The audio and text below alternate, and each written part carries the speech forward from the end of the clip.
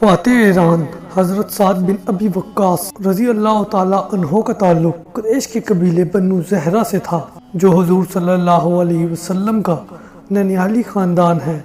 اس لیے آپ رشتے میں حضور صلی اللہ علیہ وسلم کے ماموزاد بھائی تھے۔ حضرت حمزہ کی والدہ آپ کی سگی پھپھو تھی۔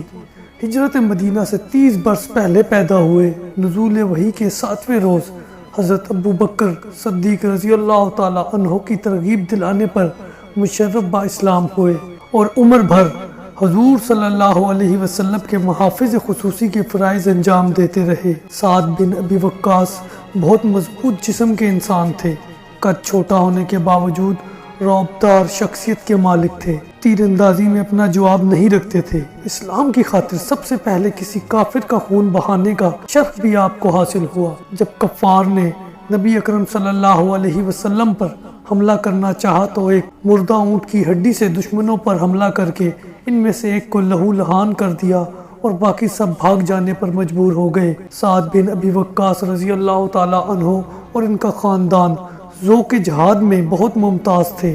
غزوہ بدر میں آپ کے کم عمر بھائی عمیر نے اصرار کر کے شرکت کی اجازت لی اور معروف پہلوان عمرو بن عبدو کے ساتھ مقابلہ کر کے جام شہادت نوش کیا۔ سعد نے قریش کے ناقابل شکست سردار سعد بن العاص کو جہنم رسید کیا اور 3 کافروں کو باندھ کر حضور صلی اللہ علیہ وسلم کی خدمت میں پیش کیا۔ غزوہ احد میں آپ نے تیر اندازی سے حضور صلی اللہ علیہ وسلم کی اس وقت تک حفاظت کی جب مسلمان تیر اندازوں کی پشت سے ہٹ جانے کے سبب خالد بن ولید کے دستے نے عقب سے حملہ کر کے بہت نازک صورتحال پیدا کر دی تھی۔ اس موقع پر حضور صلی اللہ علیہ وسلم فرما رہے تھے، اے سعد، تجھ پر میرے ماں باپ قربان، تیر چلاتے جاؤ۔ غالباً اس اندازے سے حضور صلی اللہ علیہ وسلم نے کسی اور صحابی کو کبھی مخاطب نہیں کیا۔ سعد بن ابی وقاص نے غزوہ خندق میں بھی داد شجاعت دی۔ صلح حدیبیہ کے موقع پر بیعت رضوان میں شریک ہوئے۔ فتح مکہ کے موقع پر حضور صلی اللہ علیہ وسلم نے 3 صحابہ کرام کو علمدار مقرر کیا۔ ان میں سے ایک سعد بن ابی وقاص تھے۔ غزوہ حنین میں شرکت کا شرف بھی آپ کو حاصل تھا۔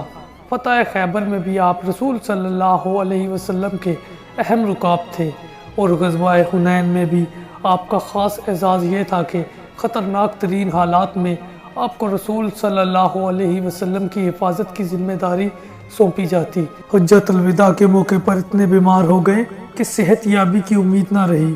حضور صلی اللہ علیہ وسلم نے دعا فرمائی، چہرے اور شکم پر دست مبارک پھیرا اور آپ صحت یاب ہو گئے۔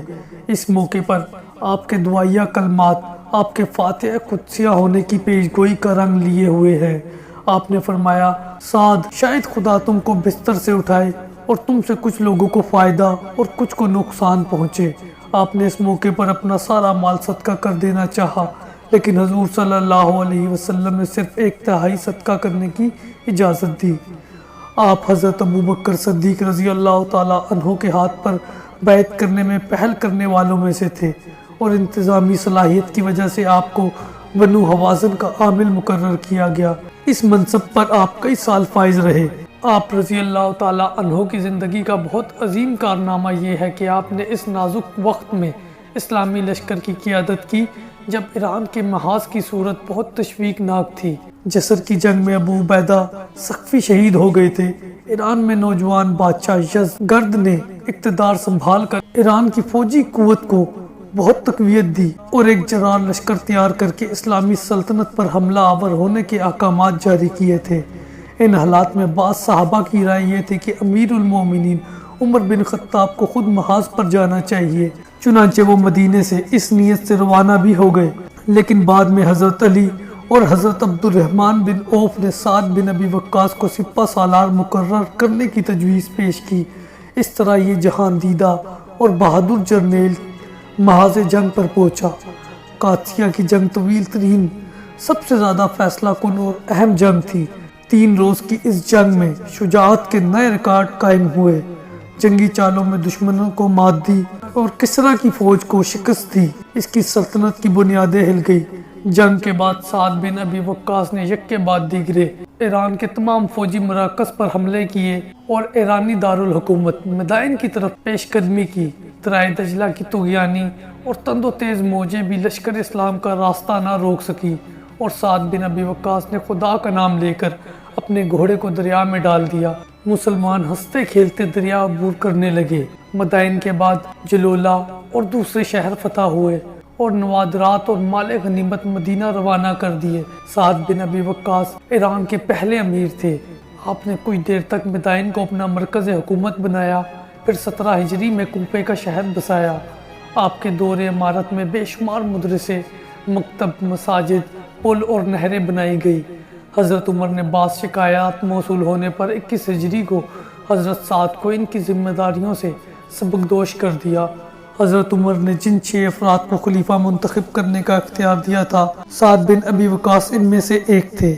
حضرت عثمان نے آپ کو دوبارہ کوفے کا والی مقرر کیا۔ حضرت عبداللہ بن مسعود سے اختلاف ہو جانے پر 3 سال بعد آپ کو پھر اس منصب سے علیحدہ کر دیا گیا۔ سعد بن ابی وقاص ان لوگوں میں سے تھے جنہوں نے حضرت عثمان کے خلاف اٹھنے والی ہر سازش پر قابو پانے کی کوشش کی، لیکن جب شہادت عثمان کا سانحہ رونما ہوا تو آپ نے حضرت علی کے ہاتھ پر بیعت کر لی، تاہم جنگ جمل میں اور جنگ صفین میں شرکت سے معذرت کر لی، اور حضرت علی نے جواباً کہا، مجھے ایسی تلوار بتاؤ جو کافر اور مسلمانوں میں امتیاز کر سکے۔ اس کے بعد اپنی وفات تک یعنی 55 ہجری تک خانہ نشین رہے، اور باوجود اس کے کہ آپ اپنے مرتبے کے لحاظ سے بہت ممتاز تھے، اپنے بیٹے اور دوسرے لوگوں کے اکسانے پر پھر بھی خلافت کے دعوے دار نہ بنے۔ آپ نے زہد و تقویٰ اور گمنامی کی زندگی کو پسند کیا اور اپنے آپ کو دور فتن کے فتنوں میں ملوث نہ کیا۔